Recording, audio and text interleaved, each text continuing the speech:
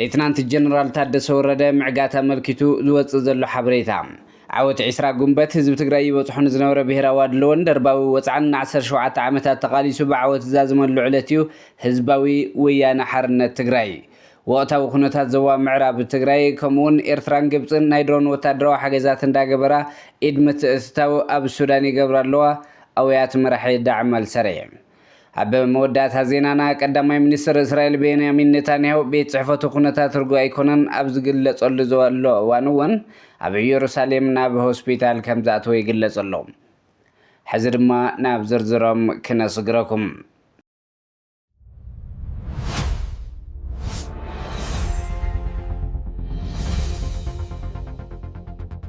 ሚድያታት ኢትዮጵያ ሌትናንት ጀነራል ታደሰ ወረደ ከም ዝተዓገቱ ገይሮም ዘቕርብዎ ዘለዉ ሓበሬታታት ካብ ሓቂ ዝረሓቐ ከም ዝኾነን እዚ ሓበሬታ ሰባት ዝነዝሕዎ ወረ ከም ዝኾነ ይግለጽ ኣሎ። ነዚ ወረ ምክንያት ምግባር ኣብ ሓፂር መዓልቲ መግለፂ ክህቡ ምዃኑ እውን ዝወፁ ዘለዉ ሓበሬታታት የመላኽቱ።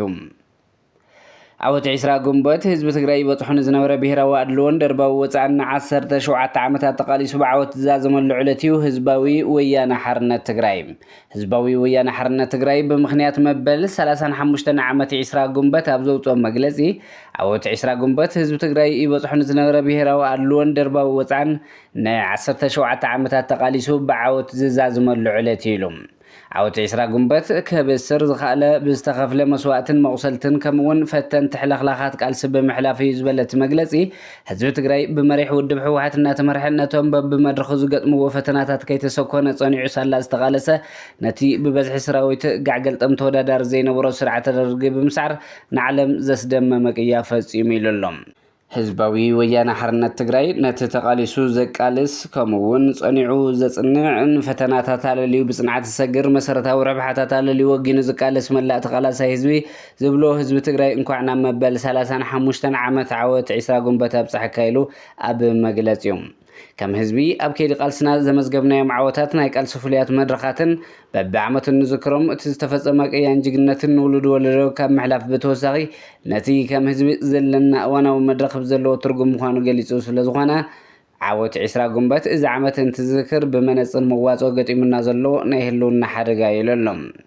ትግራይ ብዕፅዋን ክባን ክትሓቅቕ ትሉም ብዝኾነ መንገዲ ይስራሐሉ ኣሎ ዝበለት መግለጺ ካብ ምዕራብ ክሳብ ምብራቕ ትግራይ ሰራዊት ብልጽግና ዓሪዱ ህዝብና ኣብ ከበባ ኣትዩ ከም ዝርከብ ኣመላኺቱ ብሓፈሻ ከም ህዝቢ ኣብ ናይ ምቕጻልን ዘይምቕጻልን ሕቶ ኣቲና ኣብ ዘለናሉ እዋን ኮይና ንዝክሮ ዓወት 20 ጉንበት በዚ መነጽር ድማ መበል 35 ዓወት 20 ጉንበት እንትንዝክር ምሽጥር ዓወታትና ብርኢ ቁፅር ነፂርና ካብቲ ከም ህዝቢ አንጸላሊልና ዘሎ ሓደጋ ህልውና ንምውፃእ ቃልስና ነጠናኽረሉ እዋን ክኸውን ይግባእ እውን ኢሉ ኣሎ። ወቅታዊ ኩነታት ዞባ ምዕራብ ትግራይ ኣብ ዞባ ምዕራብ ትግራይ ሰፊሕ ወታደራዊ ምንቅስቓሳት ይረአ ከም ዘሎ ካብቲ ከባቢ ዝበፁ ሓበሬታታት የመላኽቱ። ምልሻ ወረዳ ፀገዴ ናብ ምብራቕ ኣንፈት ሰፊሕ ምንቅስቓስ ምግባር ምስ ዕጡቓት ፋኖ ብርቱዕ ውግእ ኣካይዶም ኣለዉ። ኣብ ከባቢ ቀራቕር ብተመሳሳሊ ኣብዚ ከባቢ ምስ ሰራዊት ምክልኻል ሃገር ኩናት ከም ዝተኻየደ ዝገልጹ ምንጭታትና በዚ ምክንያት በዝሕ ዝበሉ ኣባላት ምክልኻል ከም ዝተጎድኡ ካብ ዕጡቓት ፋኖ ድማ 6 ኣባላት ከም ዝተሰውኡ እቲ ሓበሬታ ይገልጽ። ብተወሳኺ ናይ ሓይሊ ምውፃእን ምውፋርን ምንቅስቓሳት ይሳለጥ ኣሎ። ናይ ማይካድራን ሰቲት ሕሙራን ሚሊሻታት ኣኻኺቦም ናብ ከባቢ ዲማ ከም ዝተወስዱ እውን ተፈሊጡ ኣሎ። ናይ ሚሊሻታት ናብ ከባቢ ማይተመን ክንቀሳቐሱ ከለዉ ናይ ወልቃይት ሚሊሻታት ድማ ናብ ከባቢ ቆላታት መዘጋእ ክወርዱ ተገይሮሎም። እዚ ኩነታት እዚ ኣብቲ ከባቢ ዝርከብ ጽግዕተኛ ሓይሊ ናብ ዓብዪ ወታደራዊ ጭንቀትን ተብተብን ከም ዝኣተወ ዘርኢ ምዃኑ ምንጭታት ኣረጋጊፆም ኣለዉ። ኤርትራን ግብፅን ናይ ድሮን ወታደራዊ ሓገዝ እንዳገበራ ኢድ ምትእትታው ኣብ ሱዳን ይገብራ ከም ዘለዋ ኣውያት መራሒ ዳዕመ ሰሪዕ ይገልጽ። ብሕቡራት ኢሚራት ዓረብ ተሓጊዙ ኣብ ሱዳን ስልጣን ክሕዝ ዝሓለመ ኣዛዚ ሰራዊት ዕጡቕ ጉጅለ ዳዕመ ሰሪዕ ሌትናንት ጀነራል መሐመድ ሓምዳን ድጎሎ ብምክንያት ዒድ ኣልኣድሓ ኣብ ዝሃቦ መግለፂ እውን ኤርትራን ግብፅን ኣብ ምኽሳስ ይርከብ። ንሱ ይብል ኤርትራ ግብፅን ኣብ ናይ ክልቴን ሃገራት ናይ ድሮን መበገሲ ምግባር ኣብ ዞባ ብሉ ናይል ንሰራዊት ሱዳን ደገፍ ኣመሃብየን ዝርከባ ብምባል እዩ ዝኸስስ ዘሎ። ኣብ መወዳእታ ዜናና ቀዳማይ ሚኒስትር እስራኤል ቤንያሚን ኔታንያሁ ቤት ጽሕፈቱ ኩነታት ርጉእ ኣይኮነን ኣብ ዝግለጸሉ ዘሎ እዋን እውን ኣብ ኢየሩሳሌም ናብ ሆስፒታል ኣትዩ ከም ዘሎ ይግለጽ። እዚ ድማ ኣብ መላእ እስራኤል ኣብ መንጎ ቀጻሊ ዞባዊ ወጥሪ ዓብዪ ቃቓልቦ ይስሕብ ኣለዎ። ብመሰረት ቤት ጽሕፈቱ ዘውፅኦ መግለጺ ቤንያሚን ኔታንያሁ ትማሊ ሰሉስ ኣብ ኢየሩሳሌም ኣብ ዝርከብ ሆስፒታል ኣትዩ ሰበስልጣን ብተወሳኺ ኣብዚ እዋን እዚ ኩነታት ርጉእ ከም ዘይኮነ እኳ እንተገልጹ ድሕሪ እቲ ምልከታ ብዛዕባ ጥዕንኡ ተወሳኺ ዝርዝር ሓበሬታ ብቕፅበት ዝተባህለ የለን።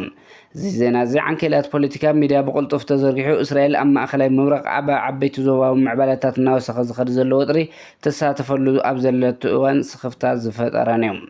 ባርከስ ክቡራት ተኸታተልቲ መደብና ዜናታት እዚ ዕለት ኣብዚ ከም ቤትና ሰሰናይ ንዓኹም ሰላም ንዓኺ ትግራይ